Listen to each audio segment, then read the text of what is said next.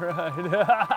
I got short line, guys. I just got short line. Now, I've only been fishing for a couple of minutes, guys, like we just said, and we didn't take us long to get a bite. Now here's the perfect little brown trout, what we came here to catch. And there should be a bunch of these in here from what I'm told. Beautiful little fish. Let me get up and out of the mud. We're wet wading, it's summertime. Beautiful little brown trout, guys, and there you have it. That's the way we should open all of our shows here on Fishful Thinker, guys. That's how we should do it. So there you have it. There's my little spinner bait right there. Yes, we're fishing for trout in the spinner bait. High muddy water. It ought to be a good show, guys, so stay tuned, get comfortable. It ought to be fun.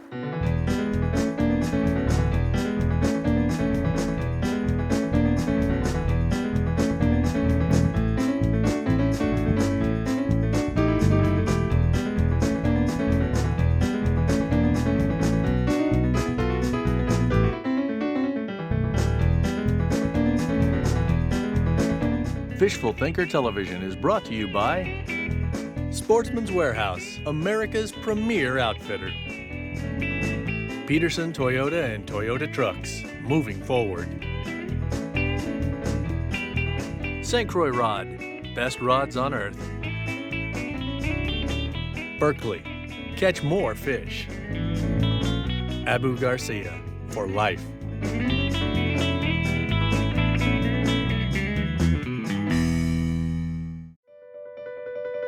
Fishful Thinker Television is brought to you by Ranger Boats, still building legends one at a time. Evinrude, spend more time on the water.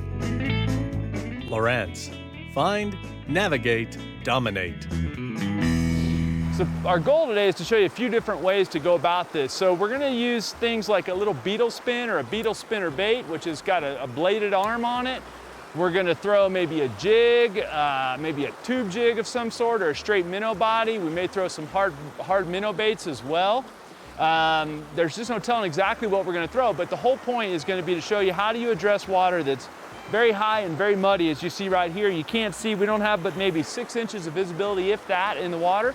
And we're gonna see if we can catch some trout anyway. So the whole goal is gonna be to figure out how to get fish to locate our bait. That's gonna be the single biggest thing. Whether we use flash or vibration or sheer size or profile or whatever we got to do to get fish to locate our bait in heavy current, and we believe they'll bite. Got a little floating minnow bait, or a big floating minnow bait on. Now I'm gonna swing for the bleachers for a minute and see who else might be in here. I really don't know the size of the fish we're fishing for, and that's generally something I like to look out. And the obvious answer is, well, you're fishing for the biggest ones. Well, that's true, but I don't know what my potential is in here. I don't know if I'm fishing a lake or a river that's got, 15 inches or 10 inches or 2 footers in it. And because I don't know that, it limits me a little bit as to what I'm willing to throw until I figure out what's going on.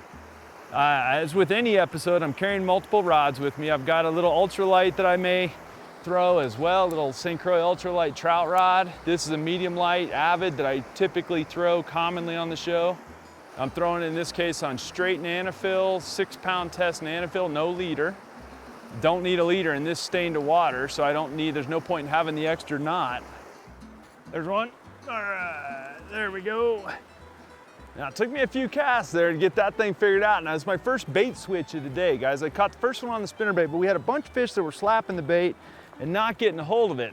So now I got a big old bait out here, and we'll spare this guy from the net. Come here, buddy.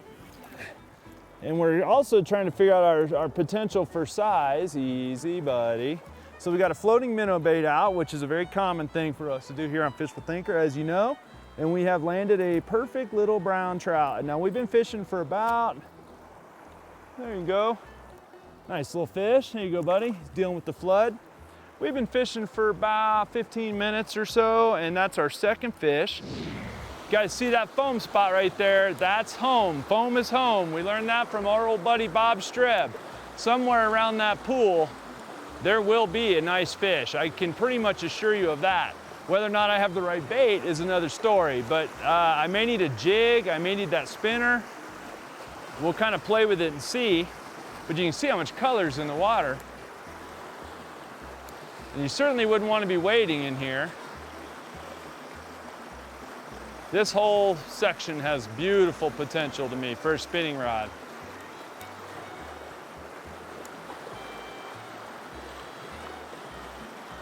There's one, got him. There you go, big current, looks like a good fish too. There he goes, oh buddy. Told you that's why you fish the foam right there. Okay, now it's a good size one. I'm gonna sneak over here. All right, come here, buddy. Now straight come out of current, there you go. Turn him down, and one thing about these avids, they got plenty of backbone. And it's another one on the front hook. Come here, buddy. There we go. Whoop. Golly, almost lost him without the net. All right. Okay, so let's get him unhooked real quick here. And I'll give you a look at him. Now that spot over there, these are barbless, by the way. I always take the barbs off just like that, make it real easy. Now that's a nice brownie right there. That's a good looking fish. How about that? Beautiful, beautiful fish. We're gonna get him put back here. See you, buddy. He took off quick. The whole thing is this. You see we got heavy current right here. It's turning back on the bank here and swirling back on that point as the river makes a turn. Anytime you get the diverging currents, you get foam building up like that, that's a good place to fish. And that fish was classic. Took me 3 casts to get him to bite, but it was worth it.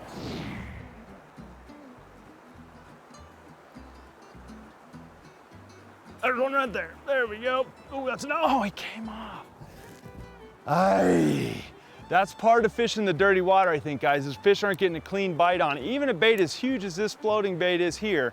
I mean, this thing's 5 inches long. It's a good sized bait for in the river, especially a river no bigger than this. But the reason I'm throwing it is not because I'm expecting giant fish. It's because even the average fish that are in here can find it easier in this heavy current. The problem is they still don't get a clean bite on it, and we've already had several fish that bit and come off just like that. That was a quality one right there as well. So we'll see if we can pick some more up. Okay, we've got a confluence. I don't even know what the name of that creek is right there, but we've got a confluence of the 2 creeks right here. So anytime you get a confluence, you get a major seam that runs right across right there. So I'm gonna take this bait, throw it across that seam so that it's swimming when it gets there. And that's a really good looking spot to get a bite. Now, I'm not lying to you, that's a good looking spot. Now, whether or not I get one to go, we'll find out here in just a second, but it's a kind of spot that I would definitely make a bunch of different angular presentations, maybe with a couple different baits. I'll probably run a jig through there, maybe the spinner arm through there. For sure gonna run a few different baits through it, make sure though.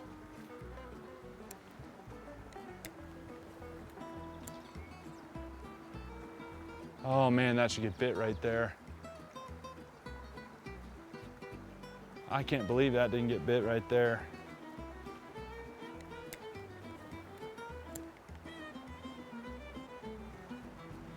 There's one, there we go. I figured there'd be one over there somewhere. All right, now we're not gonna horse them. We've already lost several of them. I don't think they're biting real clean in this current. Oh, that's a pretty fish, you guys. That's a pretty fish. If he comes off now, I don't even really care. I'm gonna try to keep him from out of the net. Holy smokes, that's a pretty brown trout, guys. How about them apples? Oh, that's a good looking fish. Holy smokes, look at that. He's got a bird strike on his back. Gorgeous fish.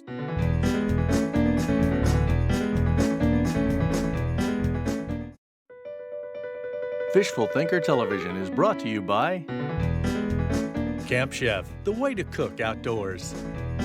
Peterson Toyota and Toyota Trucks, moving forward. Lawrence, find, navigate, dominate. I like to get right in against the bank right here without losing my bait, like that.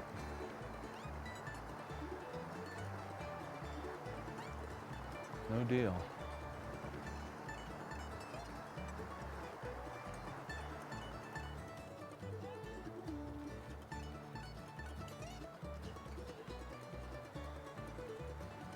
I think this whole, oh, buddy. You saw him coming out of there as soon as I sped the bait up, so that's a good sign. Every fish should tell you how to catch the next one. Well, he chased it up as soon as I sped it up, so maybe I just need to be on a full-on retrieve like that. Oh,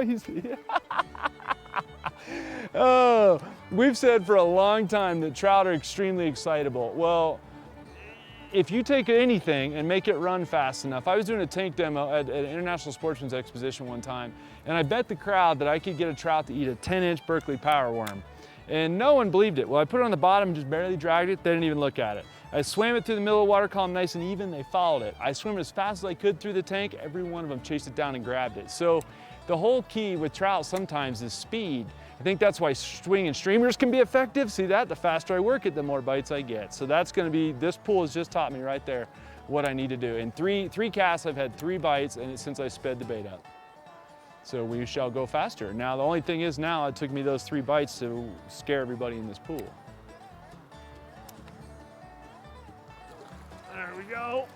Oh, buddy.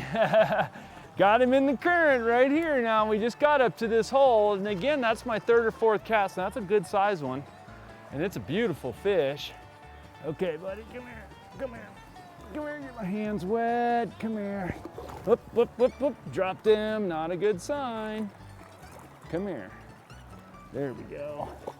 Easy, easy, easy, easy, easy, nice. All right, Barbel's hook comes right out.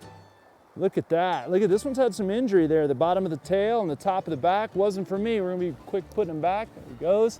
Nice. Now, that fish was literally sitting against the bank right here, almost right at the camera guy's feet. And I pulled it right through there. Took me, I don't know, several casts to get him to bite. I can almost guarantee you we'll catch one right here. It might take me a couple of casts, it might take me a half dozen casts. But when I'm looking at this water right here, it's got a good combination of fast and slow. It's not full on glassed out to where, you know, there's no way for trout to hide. It's definitely got some bottom content, got a lot of color in it. Somewhere right here, there will be a trout. I promise you that. Whether or not I can get him to bite and keep him pinned so I can give him a kiss and show him to y'all is a whole nother story.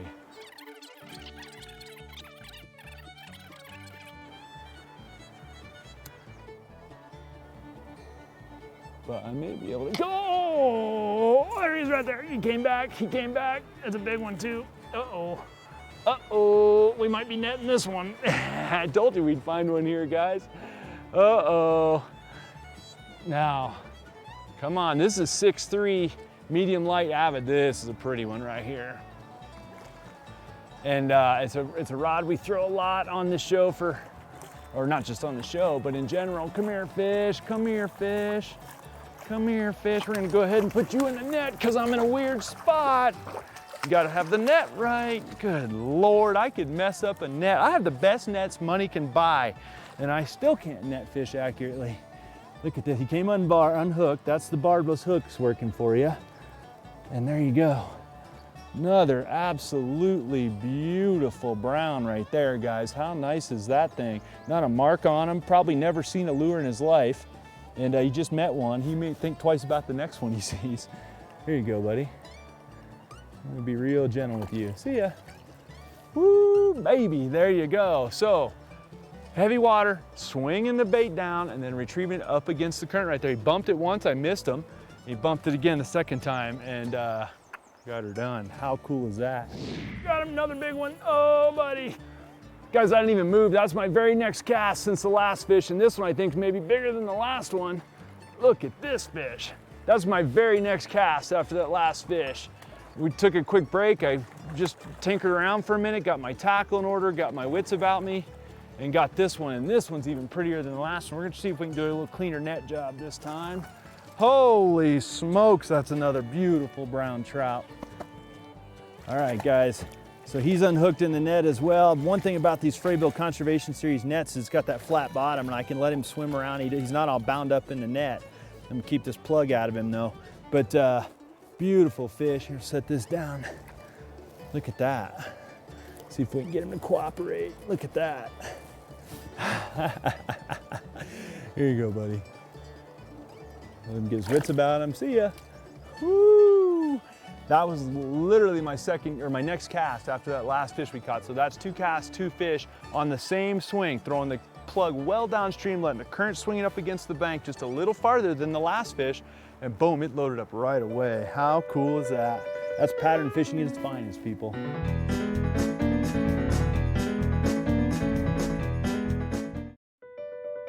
Fishful Thinker Television is brought to you by Sportsman's Warehouse, America's premier outfitter. St. Croix Rod, best rods on earth. Camp Chef, the way to cook outdoors. So now we've put down the minnow bait and we've switched to the jig, and the reason we've done that is we've shown you the minnow bait plenty. Now we want to show you how we can work the jig in the heavy muddy water, really stained, really dirty. So I've got a real bright colored jig. It's 3-inch unscented minnow body. It's very bright colored. It's on a 16th ounce, 4-pound fluorocarbon XL, trilene fluorocarbon XL, and I've got it on an ultralight St. Croix Trout series rod, a little short stubby rod. So we're gonna make little throws with it and just pop the jig along and see if we can get bites with it. Now I suspect with the jig I can work it more of a downstream, whereas the minnow bait that requires the swim, I need to work it more upstream. So we're gonna see real quick. There's one, got him. All right, now we got the little rod in the jig and he's way out there. And I don't know what we got. I don't think he's giant, but this is that little ultralight St. Croix trout rod. And we're gonna find out what it's made of right here. Got him right here. That didn't take long. Okay, buddy, he's a little guy. Come on up here. All right. Now there you have it, right in the tip of the snout. Little barbless jig comes right out. Perfect little brownie right there. Here you go, buddy. All right, guys, if you're ever gonna get bit, that seam over there is as good as any, and the jig is a perfect tool for that. So I'm gonna try to throw it as close to the grass as I can without throwing it in the grass, and then just get the bail closed in a hurry, gain line control, and see what I can come up with. So just like that. Man, that should get bit. How that has not gotten bit right there, I have no idea.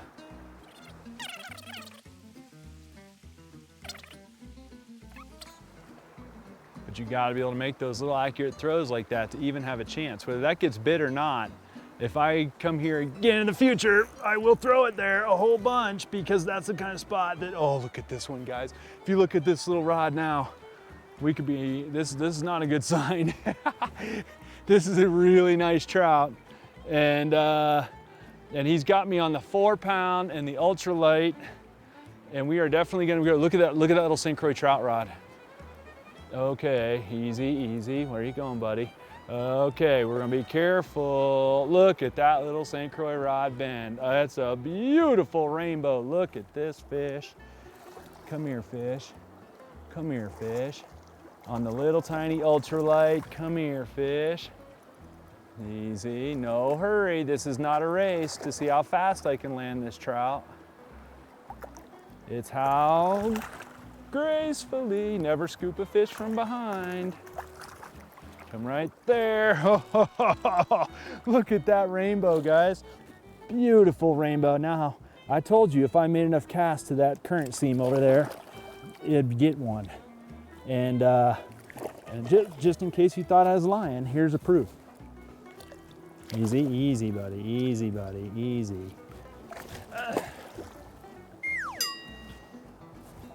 You guys didn't want to see that one anyway. I didn't really want to look at him. I mean, it's just a 18-inch rainbow. I mean, why would you want to take a picture of that? Ay, caramba. So me and camera guy are buddies. Well, I made a comment about guaranteeing somebody that if I ran a hard bait through here, we'd catch them. And what we're really finding out is that the jig in this heavy water right now is still not getting near the bites. We're getting a lot of bites on it, but not the number of bites we get when we vibrate a hard bait that's got a ton of vibration to it. So we're gonna see if that little guarantee I gave the camera guy will hold up. So I've got a couple of casts right here to see if we can catch somebody, and we'll see what happens. All right, well, it took me a few casts, but I figured if we get back to the hard bait, and the thing is, and this is the little guy here, the thing about the hard bait is it gives off a real distinct vibration pattern, whether you're using a Rapala or an HD trout like this one, or any one of a number of products that Stabile makes. There's a whole bunch of different hard baits you could use. Now this is a tiny little rainbow, and he is not a hatchery fish. He doesn't look like. Here we go, guys, new bait. Last one I wanted to show you today. It's a lipless crankbait. This happens to be a little tiny lipless crankbait because I think you could be doing a full size one even. I happen to have a little tiny one. The reason I have a little tiny one is because I only wanted to bring rods in a certain power range, and that did not include anything heavy enough to throw a full-size lipless bait on. But the reason I like the lipless bait in general is because it's full of rattles. And we've used this to be a flat shad in the river, the silent version in the river before.